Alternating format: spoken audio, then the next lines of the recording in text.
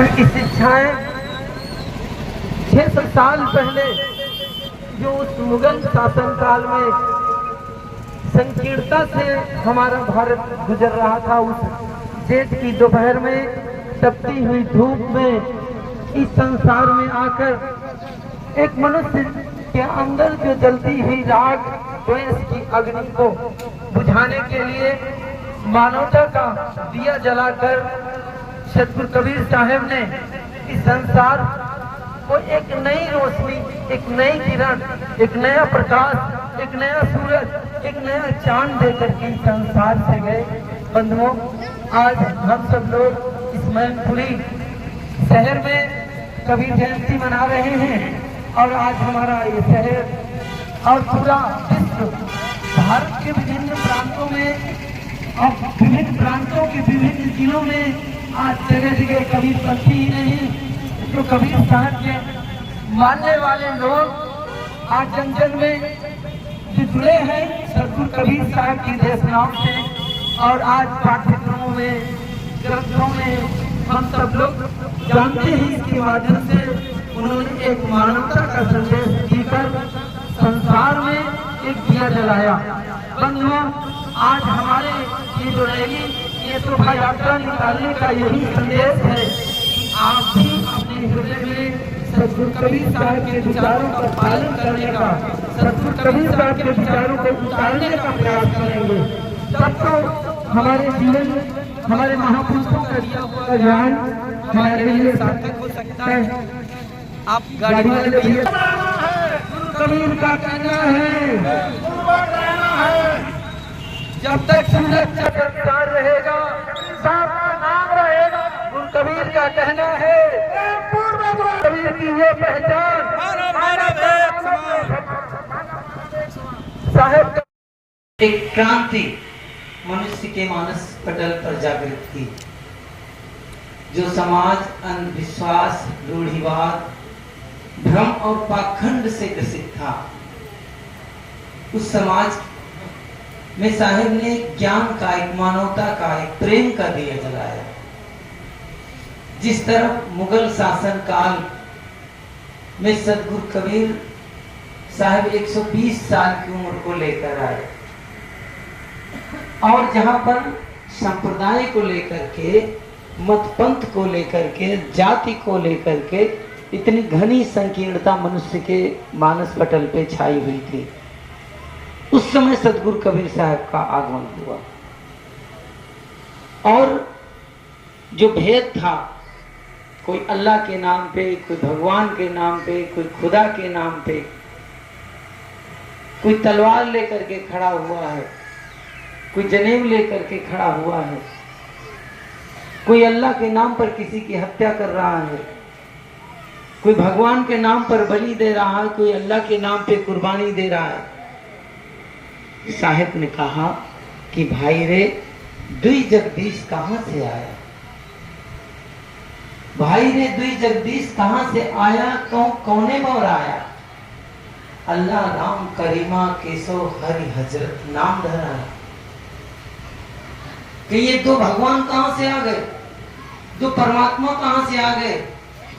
जिसको आप खोज रहे वो दो कहां हो गए? साहब कहते दो मिल एक हो रहा है तो हंस कबीर का है। कहते ये द्वैत भाव, और जब तक ये द्वैत भाव रहेगा तब तक आपके अंदर में ज्ञान का दीपक नहीं जल सकता। जहां मत पंथों की होड़ लगी थी, कोई शंकराचार्य के नाम के लेकर के कि नहीं ब्राह्मण ही गद्दी पर बैठ सकता है, ब्राह्मणवाद को लेकर के कोई समर्थन कर रहा था, कोई अल्लाह को लेकर के समर्थन कर रहा था, कोई भगवान कृष्ण को लेकर समर्थन कर रहा है, शैव पंथी भगवान शिव को लेकर के झंडा ऊंचा कर रहे हैं, कोई एक ब्रह्म द्वितीय नास्ते, एक ही ब्रह्म है, कोई दूसरा नहीं है। कोई कह रहा था कि सर्व खलविदम ब्रह्म। ये चर्चाएं इतनी ज्यादा समाज में गूंज रही थी तो सतगुरु कबीर साहब ने कहा कि नहीं, ये कुछ नहीं है, इस भ्रम से ऊपर उठो, वो तुम्हारे अंदर है, उसको खोजने की जरूरत है, समझने की जरूरत है, अनुभव करने की जरूरत है। लेकिन लोग इस बात को समझ नहीं पा रहे थे। वो सिर्फ भगवान को खुश करने के लिए भोग और मोक्ष की कल्पना कर रहे थे। साहब ने कहा कि नहीं, वो भगवान कहीं बाहर नहीं है, वो खुदा कहीं बाहर नहीं है, कहीं बाहर जाना नहीं है। साहब ने बहुत ही सरल साखी कही। किसी किसान भाई ने उनसे पूछा कि साहब हम कोई पढ़े लिखे नहीं है, न ब्रह्म सूत्र पढ़े हुए हैं, न रामायण पढ़े हुए हैं, न महाभारत पढ़े हुए हैं, न संस्कृत का ज्ञान है, न हमें उर्दू का ज्ञान है, न हमें फारसी का ज्ञान है, न अंग्रेजी का कोई तो हमें ज्ञान नहीं है, तो हम कैसे जानेंगे कि वो आत्मा, वो आत्म तत्व, वो सूक्ष्म तत्व, वो परम तत्व वो हमारे हृदय में है।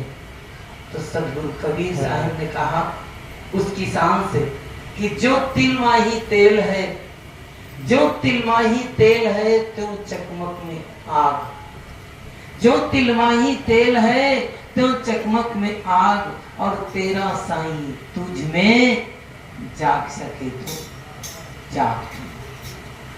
कहते हैं कि जैसे तिल में तेल है, ठीक उसी प्रकार से तुम्हारे घट में वो राम है, वो रमैया राम चेतन जीव बैठा है। कहीं आपको भाग जाने की जरूरत नहीं है, कहीं भटकने की जरूरत नहीं, कहीं आने की जरूरत नहीं, कहीं जाने की जरूरत नहीं। लोग आज भगवान के नाम पे, परमात्मा के नाम पे कहते हैं वो राम का जाप करो, उस परमात्मा का जाप करोगे, 1000 बार जाप करोगे तो तुम्हें पुत्र रत्न की प्राप्ति हो जाएगी। तो अगर 1 करोड़ बार जाप करोगे तो तुम्हारी नौकरी लग जाएगी। तुम 1 अरब बार जाप करोगे तो तुम मुकदमा जीत जाओगे। ये झांसा, ये धोखा, ये धर्म के नाम पर, ये धर्म और अधर्म, धर्म के नाम पर लोग अधर्म कर रहे थे, और वही बात आज भी चल रही है। आज वो भरम, वो पाखंड, वो अंधविश्वास कोई कम नहीं हुआ है। बड़े बड़े लोग छू मंत्र दे करके, ओझा सोखा नामधारी, आज बागेश्वर धाम में लाइन लगी हुई है, लोग अपना पर्चा खुलवाने के लिए जा रहे हैं। लाइन लगी है, करोड़ों रुपए फूंक रहे हैं, करोड़ों रुपए लगा करके जा रहे हैं, जहां पर न कोई ज्ञान के नाम पर, न भगवान के नाम पर, न परमात्मा के नाम पर सिर्फ सुखी ठगाही हो रही। लाखों रुपए लगा करके लोग भागवत कथाएं करते हैं। 9 दिन भागवत कथा होने के बाद में देखा जाता है उसका जीरो, उसका रिजल्ट क्या आता है। किसी भागवत श्रोता से पूछा जाए कि भाई तुमने 7 दिन 9 दिन कथा सुनी, अब आप कोई ज्ञान की एक बात सुन के बताओ, सुने हो उसको बताओ, क्या आपने उस बात को जीवन में आचरण किया। लेकिन कहीं पर एक बात आचरित नहीं दिखाई देती। 0 अपन 0, 0 बटे सन्नाटा। कोई भी ज्ञान की बातें सिर्फ राम के नाम पर संकीर्तन करते रहो, जैसे फिरा भगवान में खोए रहो। लोग रुलाते हैं उनको, खूब मस्ती कराते हैं, खूब नचवाते हैं, खो गई भागवत कथा। सदगुरु कबीर साहब कहते हैं ये नाचने गाने का खेल तमाशा नहीं है। साहब कहते हैं दे हलाए भक्ति नहीं हुई, स्वांग धरे नर बहुविधि जोई। कहते हैं कि हम कृष्ण का स्वांग बना ले, राम का स्वांग बना ले, राधा का स्वांग बना ले, सीता का स्वांग बनाने से भक्ति नहीं होती है, ना हनुमान का स्वांग बनाने से भक्ति होती है। साहब कहते हैं नाचने गाने से भक्ति नहीं होती है, भक्ति तो हमारे स्वयं में लौटने से होती, स्वयं में ठहराव करने से होती है। और उसको हमने जाना नहीं, उसको हमने किया नहीं। लोग सदगुरु कबीर साहब के पुजारियों की कमी नहीं है। सदगुरु कबीर जितने लोग बैठे हुए हैं ये सदगुरु कबीर साहब के पुजारी हैं। सदगुरु कबीर साहब को खूब पूजा करते हैं, मूर्ति फोटो खूब पूजा होती है, लेकिन कबीर साहब की बात पर चलने वाले कोई कोई हुआ करते हैं। कोई कोई है कबीर साहब की बात को मानने वाले और जानने वाले हैं, नहीं तो आए हैं फॉर्मेलिटी पूरी करते हैं, और फॉर्मेलिटी पूरी करने के बाद में कोई असली कबीरपंथी होगा जिसके घर में मूर्तियां न रखी हो। राम की मूर्तियां रखी होंगी, श्याम की मूर्तियां रखी होंगी। ये मूर्तियों की पूजा कर करके आपकी बुद्धि जड़ हो गई है। और कितनी भी कही जाए, आप चाहे कबीर साहब की मूर्ति की पूजा कर लो। आज कबीर साहब के जो बीजक एक ज्वलंत ग्रंथ है, जो एक जलती हुई आग है, जिसमें सारे भ्रम पाखंड अंधविश्वास खत्म होते हैं। और उससे ज्यादा जितना सनातनियों ने, शैवों ने, बौद्धों ने, जैनों ने जितना भ्रम अंधविश्वास नहीं फैलाया है, उसी पक्ष को लेकर के कबीरपंथी चल रहे हैं। उतना ही कि उतना ही लेकर के चल रहे हैं कि भाई तिनका तोड़ाओगे, तिनका तोड़ोगे, तुम सतलोक पहुंच जाओगे। सतलोक जानते नहीं सतलोक कहां पर है। जब नारियल मोड़ोगे तभी सतलोक जाओगे। अरे पूछा जाता भैया सतलोक कहाँ है? सतलोक तुमने देखा है? सतलोक जाना है तो सतलोक तो जानते नहीं कि सतलोक अपने हृदय में जहाँ सत्य वस्तु का ठहराव होता है वही सत्यलोक है, कहीं बाहर सतलोक नहीं है।